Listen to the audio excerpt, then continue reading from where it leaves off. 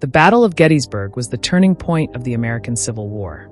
It was the costliest and most significant engagement of the conflict, fought over 3 brutal days between July 1st and July 3rd, 1863. In that short span of time, over 165,000 soldiers collided in and around the small town of Gettysburg, Pennsylvania. More than 50,000 of them became casualties. It was a battle filled with heroism, bloodshed, tactical decisions, and tragic mistakes. One that would decide the future of the Union. In early 1863, Confederate General Robert E. Lee had already won a stunning victory at the Battle of Chancellorsville. Riding that momentum, he decided to take the war to the north again. His goals were simple but ambitious. Shift the war away from Virginia, gather supplies in rich northern farmlands, and threaten northern cities like Philadelphia or even Washington, D.C. A major Confederate victory on Union soil might break the North's will to fight and possibly earn foreign recognition. Lee's Army of Northern Virginia, roughly 75,000 strong, crossed into Pennsylvania. The Union Army of the Potomac, newly commanded by General George Meade, followed closely behind. Neither side expected the decisive battle to happen at Gettysburg. But fate and geography had other plans. On July 1st, Confederate troops under General A.P. Hill encountered Union cavalry under General John Buford, just west of Gettysburg. Buford understood the terrain and knew he had to hold the high ground south of town.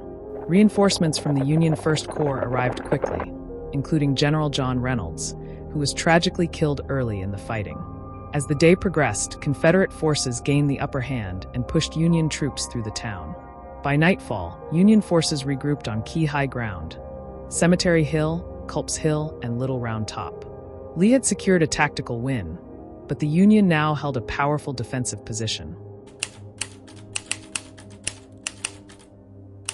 On the second day, Lee tried to outflank the Union line. He ordered General Longstreet to attack the Union left while other Confederate units attacked the right. However, Longstreet's attack was delayed, giving Union forces time to fortify their positions. Fierce combat erupted at places like Devil's Den, the Peach Orchard, and the Wheat Field. The most famous moment came at Little Round Top, where Colonel Joshua Chamberlain and the 20th Maine defended the Union left flank. Running low on ammunition and facing repeated Confederate assaults, Chamberlain ordered a bold bayonet charge that successfully drove the enemy back. Meanwhile, attacks on Culp's Hill and Cemetery Hill on the Union right were also repelled. Though battered, the Union line held.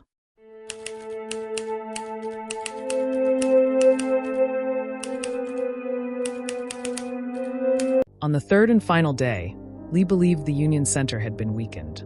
He decided on a daring and ultimately disastrous frontal assault, now known as Pickett's Charge.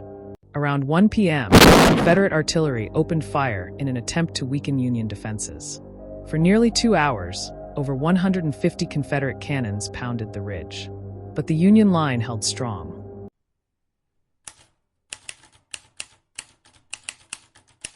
That night, rain fell on the blood-soaked fields of Gettysburg. On July 4th, Lee began his retreat back to Virginia. Meade chose not to pursue aggressively, a decision that would be criticized later, but the Union had held the line. The cost was staggering. Union casualties, about 23,000. Confederate casualties, about 28,000. More than 50,000 men killed, wounded, or missing in just 3 days. The town of Gettysburg became an enormous hospital. The dead were buried in shallow graves. Survivors tended to wounds without anesthesia. Families scoured the fields for news of loved ones. The devastation was unimaginable.